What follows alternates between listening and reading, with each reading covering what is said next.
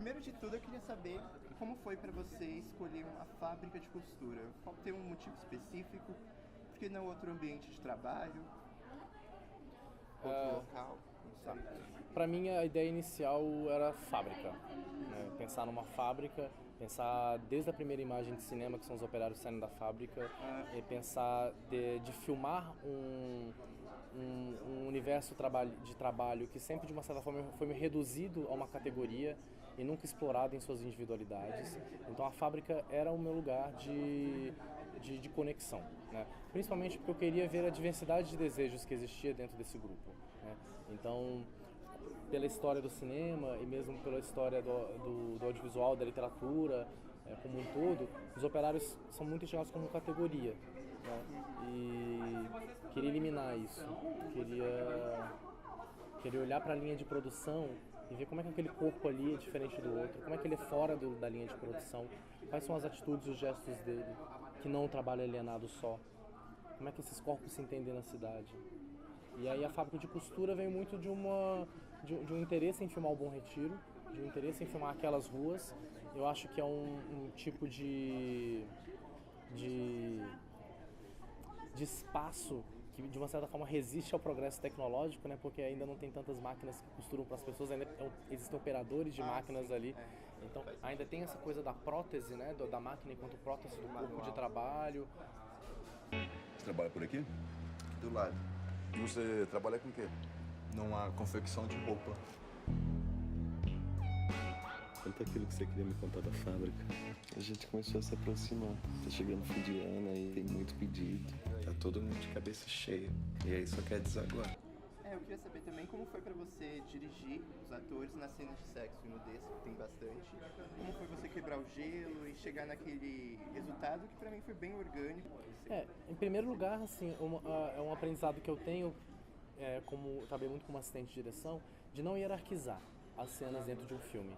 Eu não posso dizer que para um ator uma cena de sexo, uma cena de nudez é uma cena mais difícil que uma cena onde ele xinga uma mãe, onde ele dá tapa na cara de uma criança, onde ele rouba, onde ele mata, né? Então, se eu parto desse pressuposto e desse princípio que não existe uma hierarquia entre a nudez e o sexo e a conversa na cama após o sexo, o cansaço na cama após o sexo, o trabalho, se tudo tem o mesmo plano e a mesma dificuldade, o mesmo olhar e o mesmo enfrentamento, a gente tira esse tabu, né? Porque eu acho que a pior coisa é quando a equipe e a direção impõem esse tabu ao corpo do ator.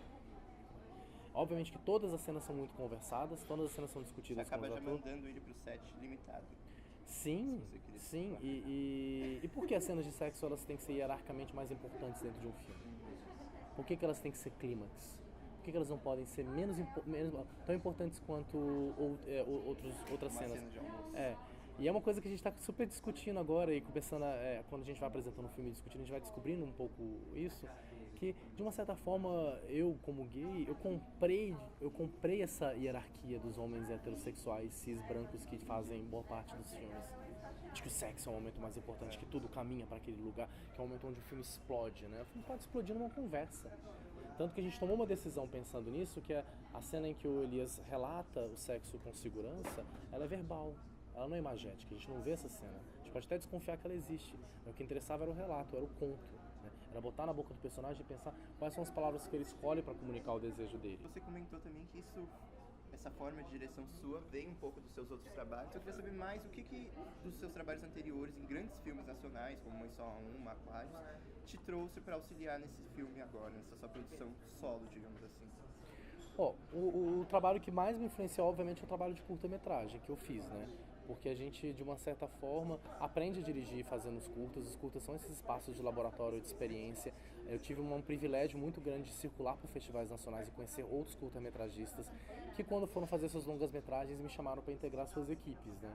Então, trabalhando com esses outros diretores, muitas coisas técnicas são aprendidas no set, mas aquilo que mais me toca, aquilo que mais me chamou a atenção, aquilo que mais eu aprendi, eu acho, é a grande paixão e necessidade de fazer o filme.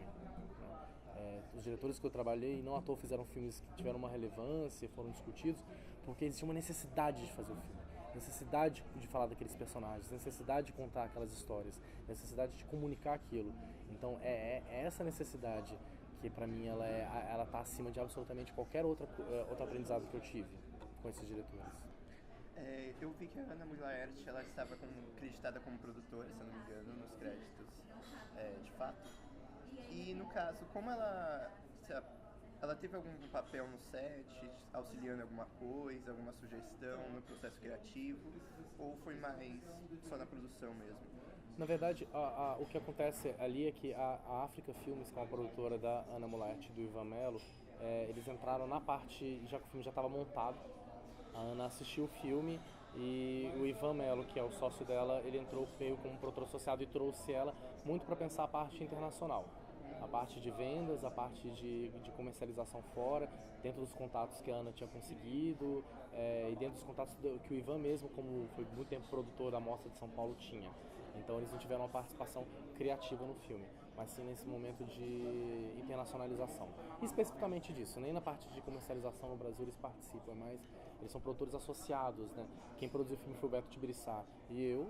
A gente fez todo o processo do desenvolvimento, a produção, a finalização, a montagem, e eles entram muito no final, em dezembro do ano passado, depois que o filme já está todo prontinho, para ajudar a gente nessa tarefa muito difícil que é internacionalizar um filme como esse, independente, autoral, brasileiro.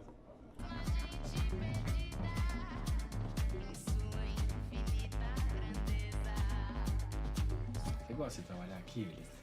Gosto. As relações de trabalho são muito delicadas. Esse seu envolvimento com as pessoas da fábrica, por exemplo, me preocupa. Você não precisa diferenciar as coisas, né? Acho que você podia separar mais as coisas, sabe?